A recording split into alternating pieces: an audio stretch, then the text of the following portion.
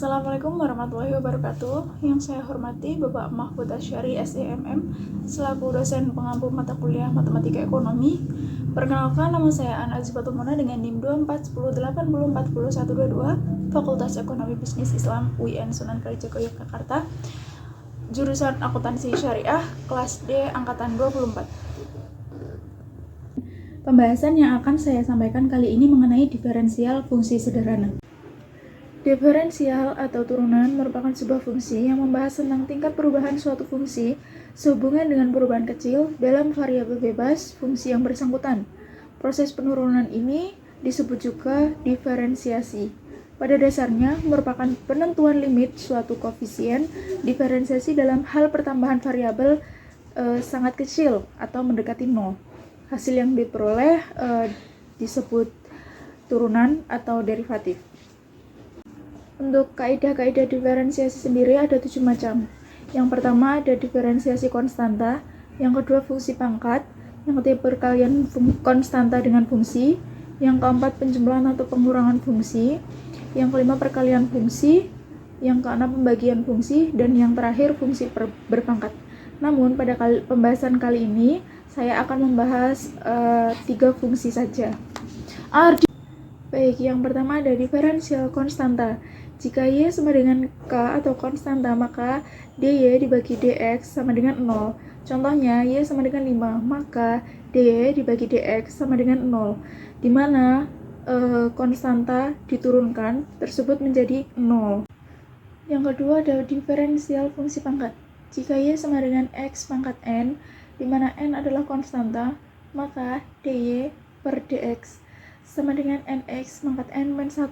Contohnya, Y sama dengan x pangkat 3, maka dy per dx sama dengan 3x pangkat 3 min 1 sama dengan 3x pangkat 2, karena pangkat n-nya itu dikurang 1. Selanjutnya, diferensial perkalian konstanta dengan fungsi. Jika Y sama dengan kv, di mana V sama dengan H dikali X, maka diferensial Y dibagi diferensial X sama dengan K dikali derivatif V dibagi derivatif X. Contohnya, Y sama dengan 5X pangkat 3, di mana diferensial Y dibagi diferensial X sama dengan 5 dikali 3X pangkat 2 sama dengan 15X pangkat 2 atau 15X kuadrat.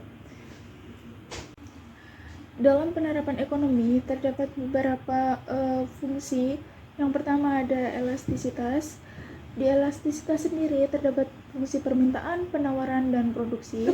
Yang kedua ada konsep marginal, yang terdiri dari biaya marginal, penerimaan marginal, utilitas marginal, produk marginal, konsumsi marginal, dan tabungan marginal.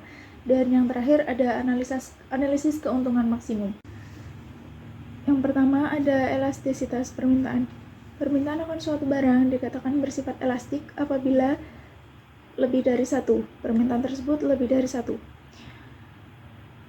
Yang kedua, permintaan akan suatu barang dikatakan bersifat elastik uniter apabila elastik tersebut sama dengan 1. Maksud lainnya, jika harga suatu barang tersebut naik 50%, maka permintaan tersebut akan naik 50%. Seperti itu. Yang ketiga, ada permintaan akan suatu barang dikatakan bersifat inelastik apabila kurang dari 1. Tersebut bisa dikatakan bahwa harga suatu barang tidak mempengaruhi pada permintaan barang tersebut. Yang kedua ada elastisitas penawaran. Elastisitas ini dipengaruhi oleh produksi barang tersebut. Jika barang produksi semakin banyak, maka penawaran akan semakin elastis.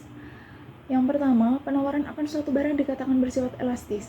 Maksudnya, harga suatu barang berbeda sedikit saja, maka mempengaruhi besar terhadap penawaran. Yang kedua, penawaran akan suatu barang dikatakan bersifat elastik uniter, yang dimaksudkan yaitu jika harga tersebut turun 50%, maka penawaran tersebut akan turun juga 50%.